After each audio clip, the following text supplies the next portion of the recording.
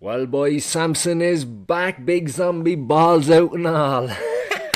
Let's get into it. 28 years later, The Bone Temple. Directed by Nia DaCosta. I have to say I went into this one and my hopes weren't too high, but I'm happy to say I was pleasantly surprised. So 28 years later, The Bone Temple is a very unique film. And I guess that's what I can say about all the 28 later franchise films. They're all unique in their own way. In my opinion, this kind of makes the franchise great because you never really know what to expect. You never know what you're going to get or what direction they're going to go. Because this film is so unique though, I do think people are either going to love it or they're going to hate it. You know, it's going to be very black or white. There's going to be really not many in the grey area here. Me personally, I loved it, so let's get into it.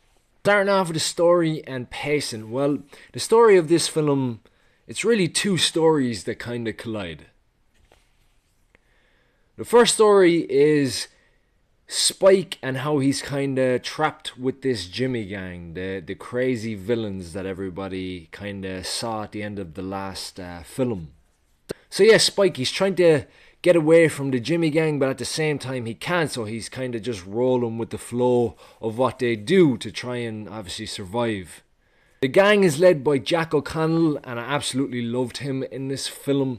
He plays the main villain, and it's a very deep character. He hits on the dark humour, which is great at times. He has like a voice in his head, and he kind of does what the voice says, and kind of has this kind of a big act that he has some kind of deal with the devil going on here. Also has this kind of bipolar thing where he can be real serious and fucking scary, or he can be kind of like real chill and kind of happy-go-lucky, and it's he's great. He's great. He plays a disturbed character very well. Another story then we have is with Ralph Fiennes' character, the Doctor. And he's doing something with the infected, which I won't get into too much because I don't want to give spoilers away. So he's kind of doing his thing and figuring his thing out. And then some point in the middle, these two stories kind of cross paths. Shit then goes down, and it's great. I mean, I was entertained the whole way through. I absolutely loved the directions this movie went in. I really liked the story. I liked the characters. I thought there were such interesting characters. And I really liked the humour as well. Keeping up with the news of this movie pre-release, you'll know that Cillian Murphy's character was also set to make a return.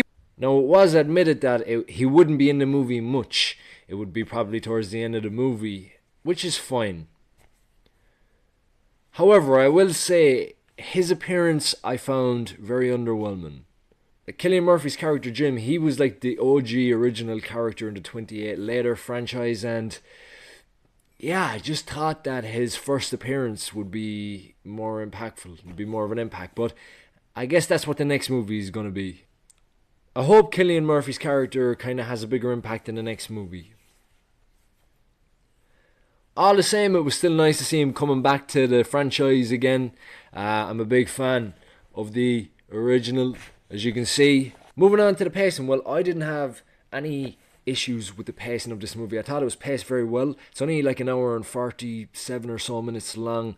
Doesn't overstay its welcome at all, and I was entertained the whole way through, so no issues at all with the pacing. However, I will say that folks who don't like the film so much probably will have issues with the pacing. It is a bit all over the place, and in fairness, there are times where not a lot is going on. Well, there's stuff going on, but it's like the same stuff that's kind of happening throughout the movie, you know.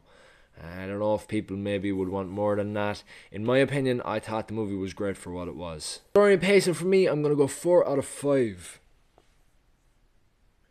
Moving on to the visuals. This movie is visually beautiful. The zombies are done with practical effects. The gore, for the most part, is practical. The gore is so good, actually, I actually cringe at times. And when I say cringe, I mean cringe in a good way. Like, oh god, like you really don't want to look, but you just can't take your eyes off the screen kind of cringe.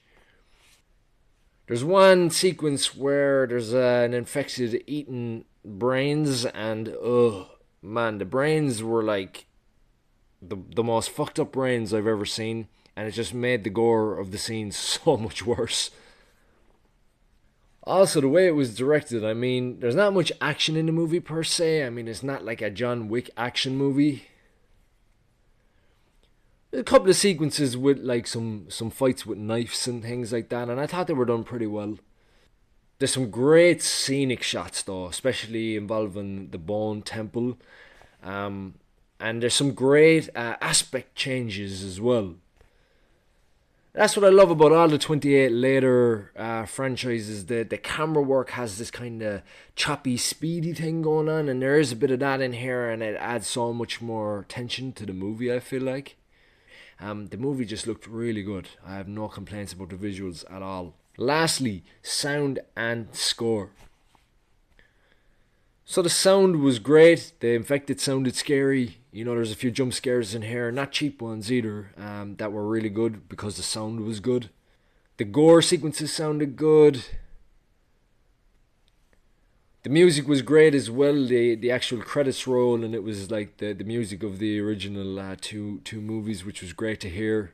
There was some 80s stuff in here too. Iron Maiden, being one of the main folks whose music was used. And I mean, 80s music is fine. You can never really miss with 80s music, but at the same time, I feel like every movie has 80s music now, and yeah, so I guess, I don't know, it just didn't hit me like I guess original music would have. But there's reasons why they pick such specific songs in this movie that I can't get into for spoilers, but I did think the whole concept was great in the end. For sound and score, I'm going to go 4 out of 5 for 28 Years Later, The Bone Temple. There you have it, folks. Before I give you the final score here, please don't forget to like and subscribe. It really means a lot to me. I'm climbing up the ladder of YouTube here. It's a fairly new channel, so all the support I can get help. That being said, final score for 28 Years Later, The Bone Temple, 4.1 out of 5 for me. Have to say, January is looking like a great month so far. Between Primate and now 28 Years Later, The Bone Temple, I'm having a great old fucking hoolie in January. That being said, see you in the next one. Hopefully it's a good one. Look.